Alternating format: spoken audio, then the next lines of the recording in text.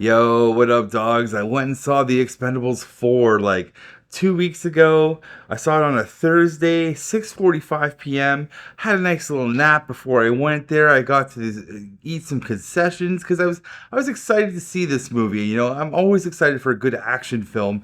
And this year we've been really blessed with the action movies. We had what?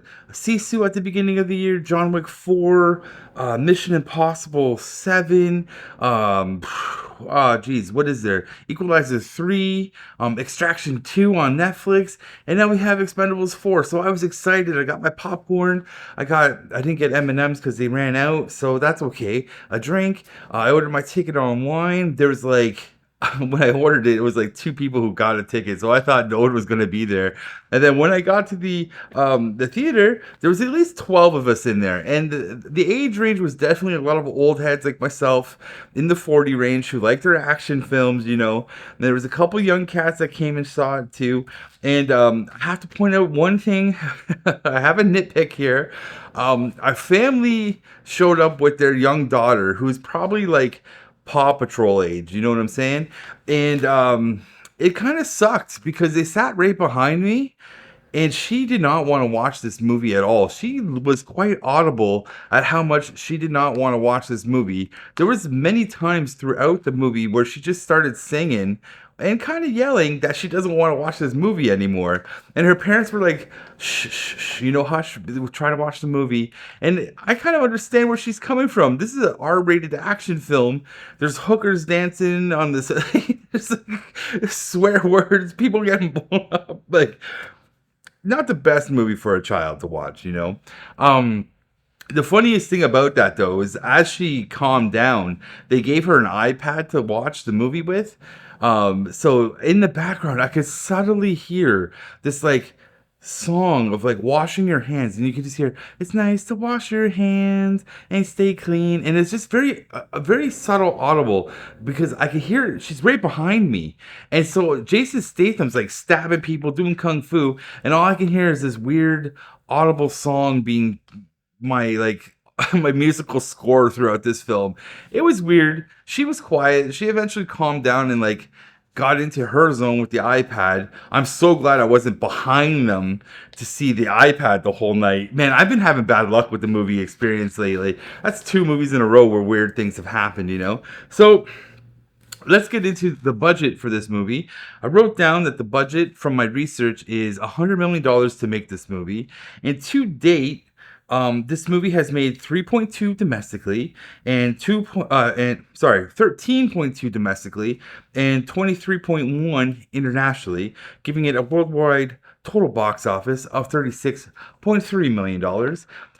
And I think I'm going to be a little crazy here and say I don't think this movie's going to make $50 million worldwide. That's how crazy I'm going with it. I just don't think it's going to do it. And you know what? I took some extra notes here. 1 second. So I just, for budget wise, I wanted to see how the other Expendable movies have done over their runs, right? So the first Expendables movie was an R-rated film. It was made for 80 to 85 million dollars, and it made a total of 274 million dollars.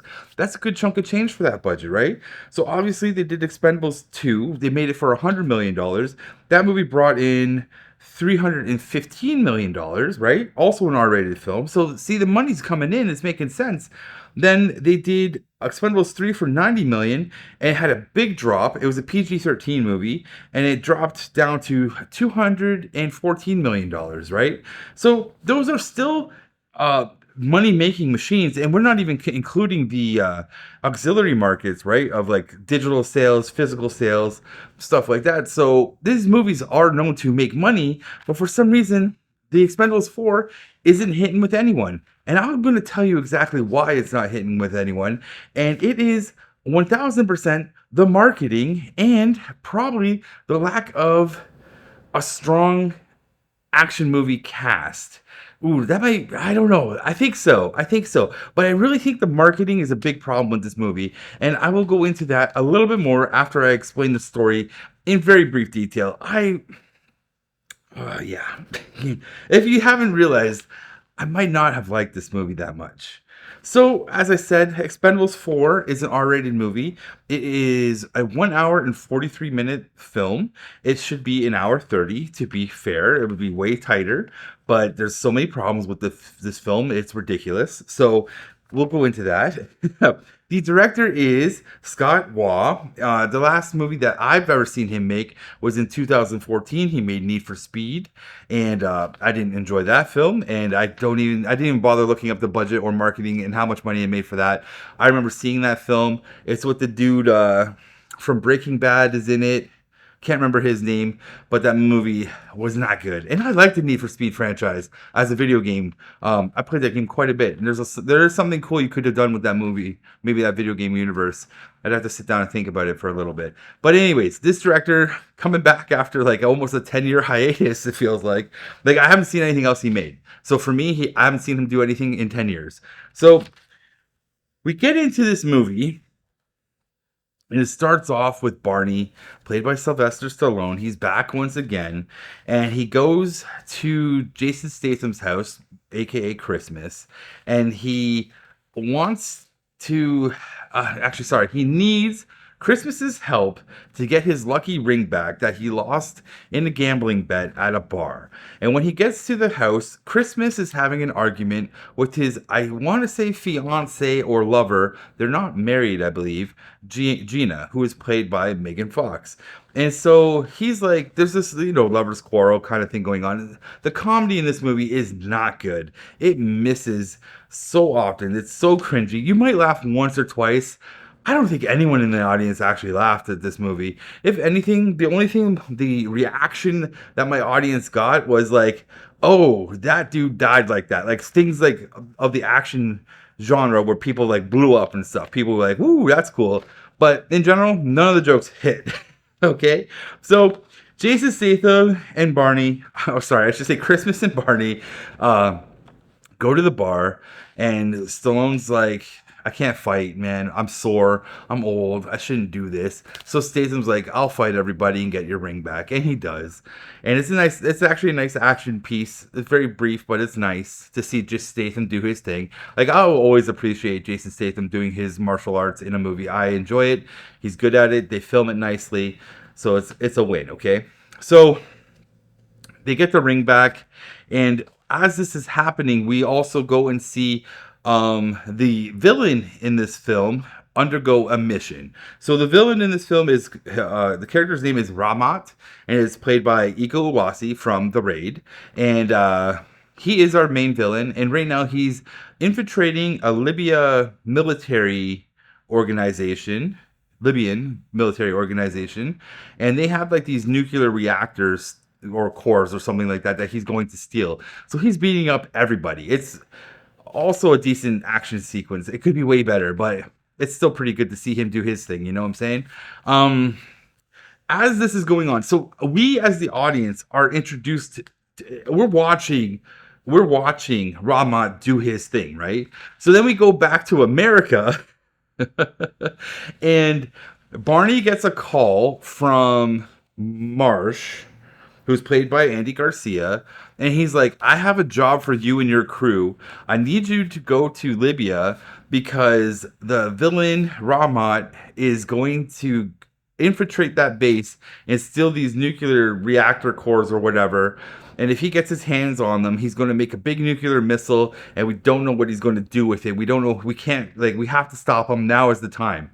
So he gets the mission brief as the enemy is doing his mission. So it's already stupid. And then Barney assembles the Expendables crew, right? They get in the plane. They fly to Libya. While they're flying to Libya, the mission is still going on, which makes no freaking sense time-wise. Once they get there, they deploy the Expendables troops. Barney flies around.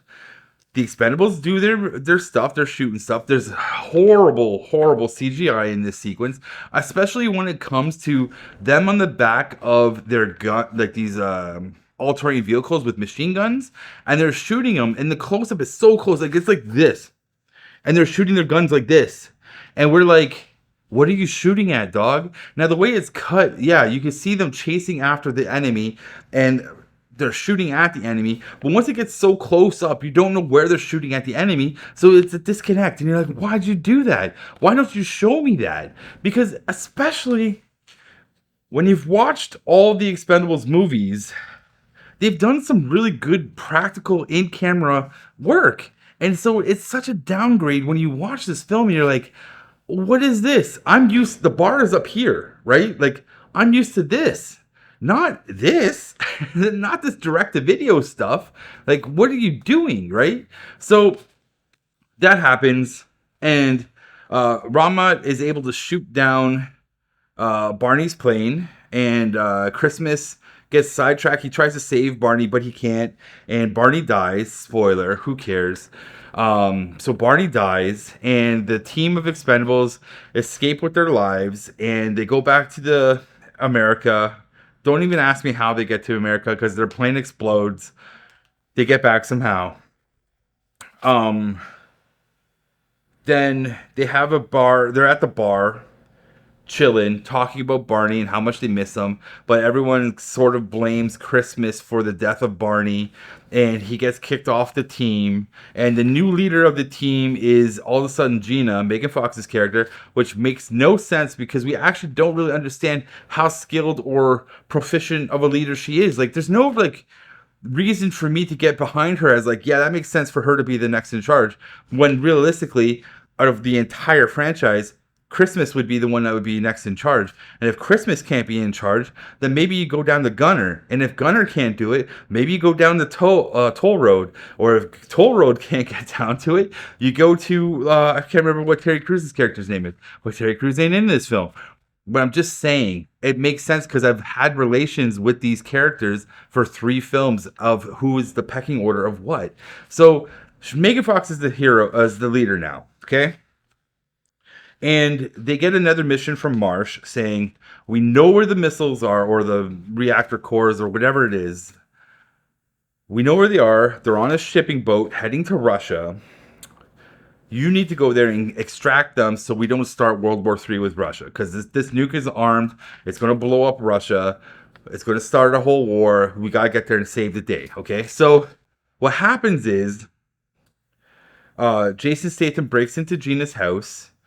She captures him. They make out. And then he's like, babe, I just want you to have my lucky knife, right? And he gives her her knife. And inside the knife, lo and behold, is a tracking device. So now he can track her, so he knows where to go to, like, help the team. And so what he does is he goes to, I guess it would be Thailand, where he runs into Tony Jaa, who plays Disha. Yeah, Disha, who knows Barney, and he's a retired mercenary. He doesn't want to fight anymore. He's a man of peace, and he just runs his little boat shop, and that's all he wants to do. You know, he doesn't want anything to do with this, and he has mad respect for Barney, because Barney must have helped him back in the past. So he says that he will help Christmas get to the boat, and that's what he does. Okay, so he gets his way to the boat. We're inside with the Expendables. They land on the boat. They get there, and it's empty. They get ambushed by Ramat and his crew, and they get captured and put into a jail. No weapons, blah, blah, blah. So now Christmas lands on the boat. He notices there's no one around. He tries to figure out what's going on. Then all of a sudden he runs into... is that how that happened? Hold on. Yeah. There's no one around. He goes to the control panel of the ship. No, yeah, wait. He finds out they're captured. That's right. There's people around. He hasn't killed anyone yet. I can't remember if he killed people or not. When he gets on the boat, I'm totally drawing a blank. But I know he gets on the boat. He figures out that they get captured, so he wants to free his friends. He starts shooting everybody. That's right. He starts shooting everybody, which is cool. There is a good action sequence of Jason Statham on the boat and trying to beat up everybody, because as he's beating up everybody, Tony Jaa joins in and beats up people with him. So now it's 2 against the whole boat, and that is cool. So they work their way towards the captain's headquarters of the boat, whatever you call that on a boat. And when Jason Statham gets there, he runs into Ramat, and then they have a fight off, a one-on-one, which, you know what, decent fight off. I wish it was like 10 minutes longer, just because that's what this movie should be really marketed around. And let me get to the marketing right here. This is where we should get to the marketing right now. Okay? Marketing segment of this movie and why this movie was poorly marketed. It's right here. This is the point to talk about it, okay? I actually have a note about it. It's in here.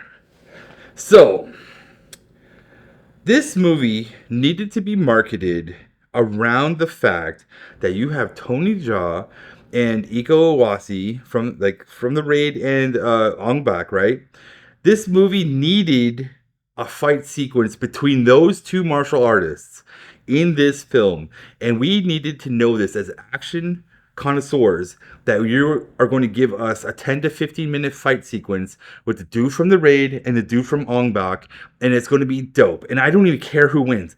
I don't even care if it's like, if Tony Jaa is the one that kills the character, that's cool with me. Or you know what would be even cooler? Hype it up even more and go Jason Statham versus Iko versus Tony, like a three-way battle here. Like, do what John Wick 3 did, right? John Wick 3 is a great example of hyping up a movie based around martial artists that are going to be in this film. So I remember them saying back in the day, John Wick is going to go up against the raid fight team, right? I was on board instantly. And they showed it, and that was like a 30-minute battle. And it was awesome, right? Marketing, the right marketing. Anyways, they didn't do that. And I wish they did that, because then I think if they just worked the story around that, like, potential of a combat scene, like, I'm still on board that we have Ego versus Jason Statham. Like, that's still good. But they didn't market it. They didn't tell us that Jason Statham is going to fight Iko from the raid. That's all we needed to know. And, like, if you remember old school Jason Statham movies, which one am I thinking of? War with Jet Li. That was primarily hyped because it's Jason Statham versus Jet Li. And that movie's not that good of an action movie, but we all went to see it because we wanted to see Jason Statham versus Jet Li. And that's all they need to do on this thing is put a poster out, put a hype piece out, do whatever you do out there in marketing world and say, we're having Jason Statham versus Iko Uwais. It's going to be dope. You're getting a 15 to 20 minute combat scene. It's going to be off the hook. You got to see this movie before this scene. And when this movie comes out and we all go and see it, you'd be getting reviews from us going, this movie sucks. However, there's a 20-minute fight sequence in this film that is off the hook that you need to see. Go see this movie on a cheap night with your boys because you want to see this action sequence on the big screen. That was all you need to do. That's the end of the marketing. They dropped the ball big time on this film. Dude, I would have been so jacked if they did Tony Jaa versus Iko. And I don't even care if Tony dies. Don't care. Like, it would have been so sick to see that. And they missed it. They missed it big time. Anyways, carrying on. So, after Ramat dies, Jason Statham figures out there's a rat on the Expend4bles, and that's actually a little sub story in this film that I totally forgot about.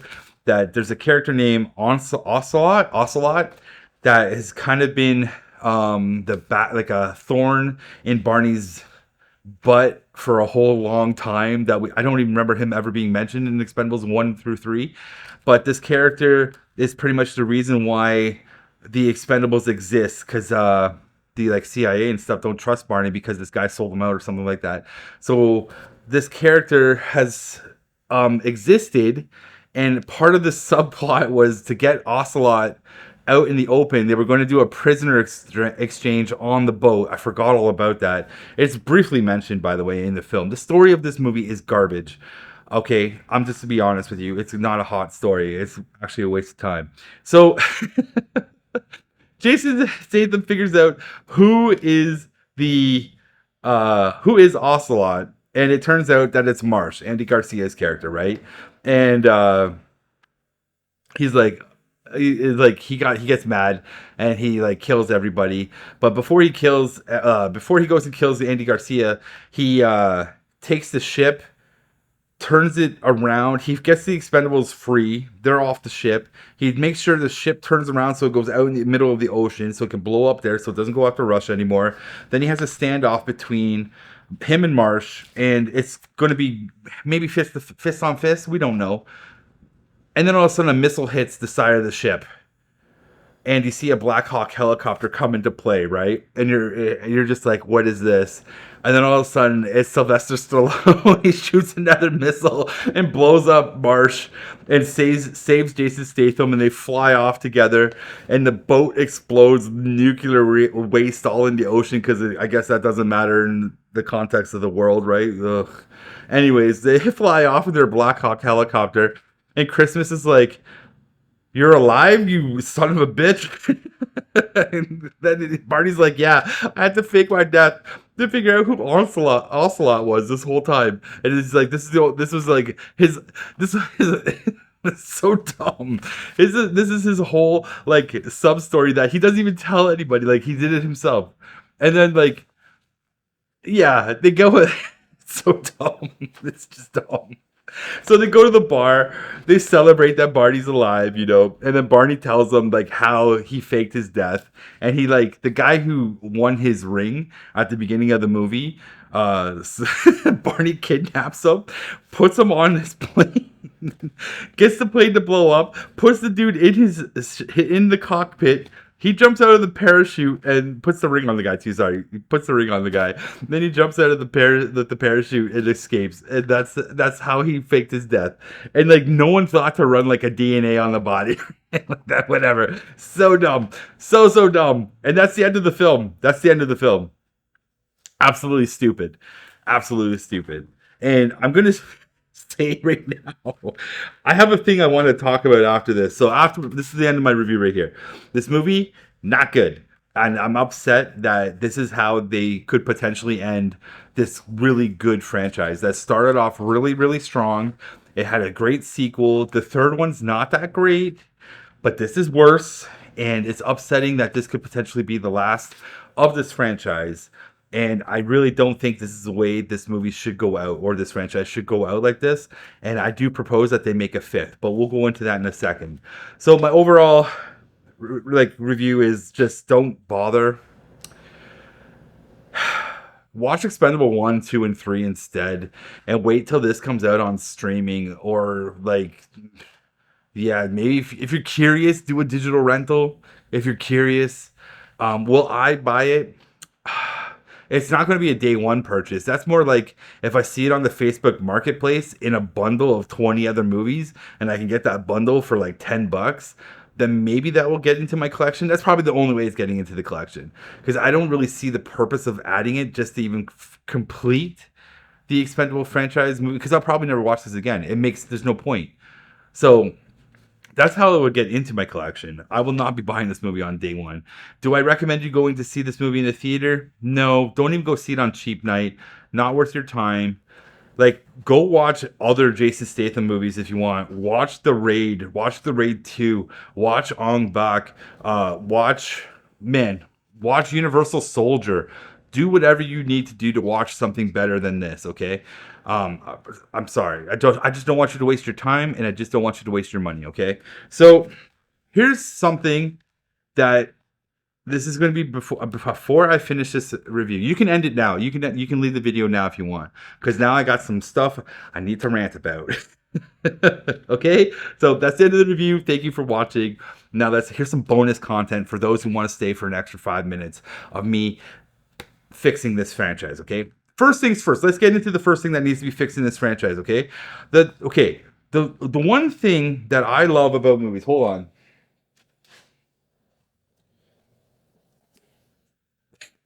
Put this up here for a second.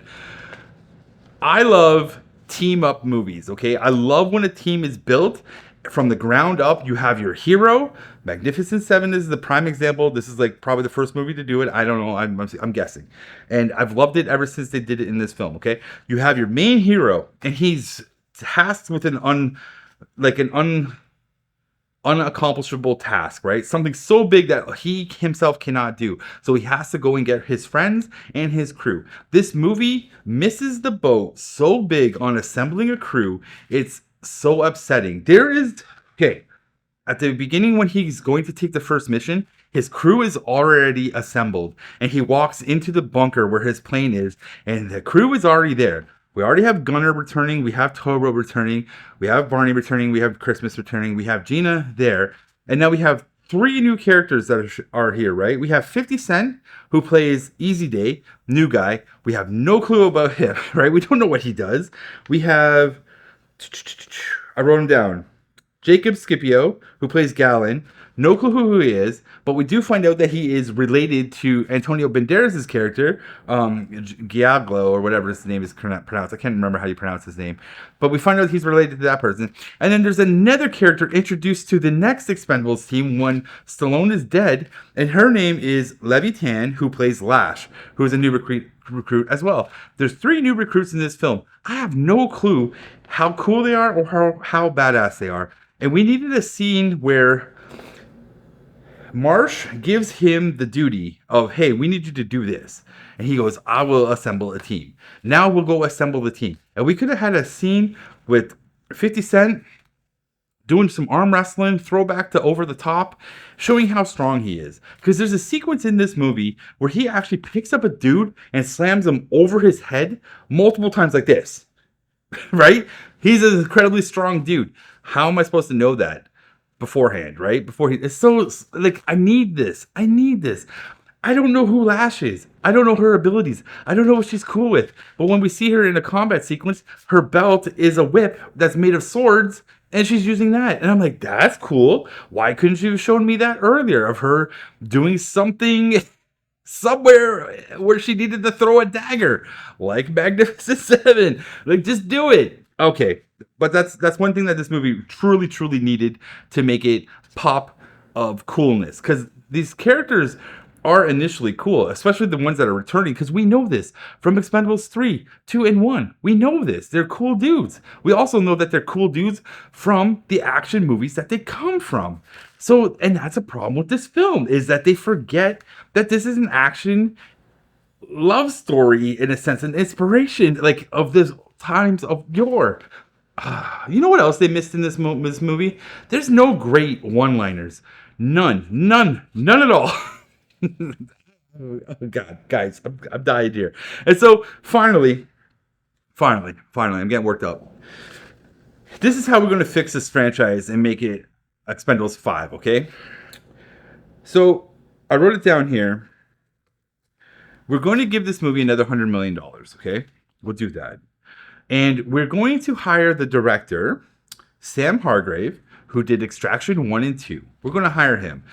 He's only done the Netflix movies, so this will be his theatrical debut, and we'll let him do Expendables 5, okay?